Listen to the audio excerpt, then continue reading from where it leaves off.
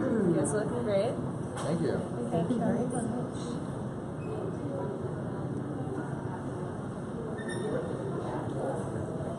Hi there, everyone. Welcome on in to the Twin Cities Film Festival 2017.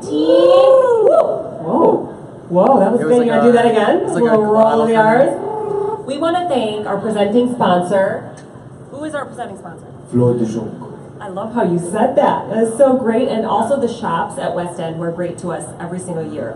So really excited to introduce you now to our very, very special guest, Doran. Harris Doran. Harris Doran.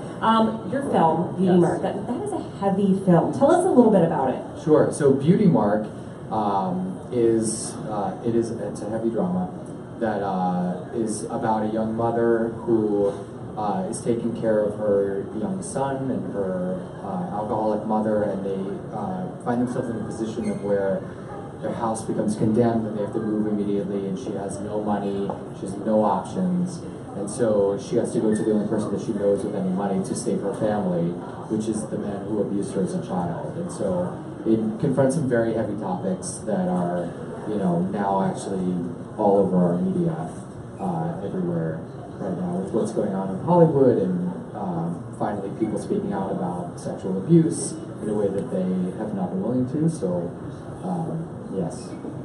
So Harris, why did you decide to do a film like this one? Sure. So the film is inspired by some true events that happened to one of the film's producers, and one of the reasons that I made the film was because people were so unwilling to talk about this topic. We started, the conception of the film was in 2014, so you're talking about, like, back then it was, it still is something you don't talk about, and it's only now that there's suddenly sort of a break in the universe where people are now talking about it because they're being forced to, and so, which is good, because this happens so much because people are so unwilling to talk about it, so it's very good that the conversation has started. So a film that's going to be heavy for the viewers and bring up a lot of, feelings and emotions. What do you hope people get when they leave? What do you hope their reaction is, or what they leave, the takeaway message?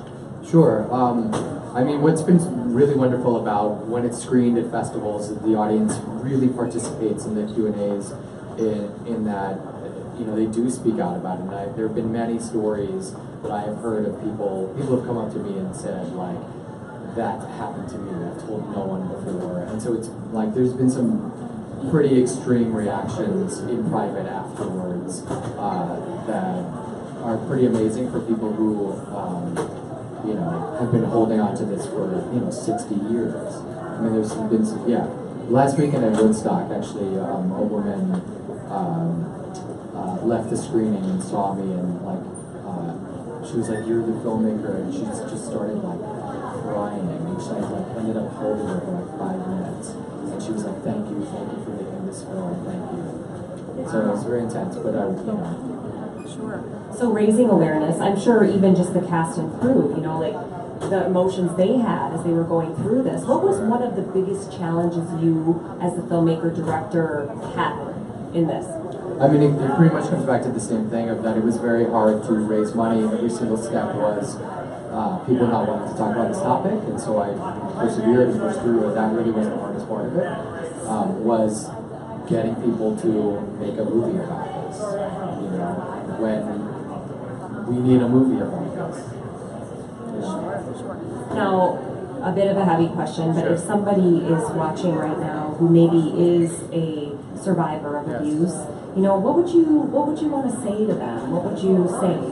Well, I would say that there are organizations all over this country that are there to help you, and we partner with an organization called Family and Children's Place in Louisville, where we shot. That's what they do all day long, and they're wonderful, warm, open people, and also the fact that you're not alone. That it is, unfortunately, an epidemic. It happens to, it's literally 1 in 4 women and 1 in 6 men. And to know that you're not alone, and to reach for help. There's some place locally where you can get help, and you're not alone, and you're not on the outside. And there are people there that are there to love you and support you.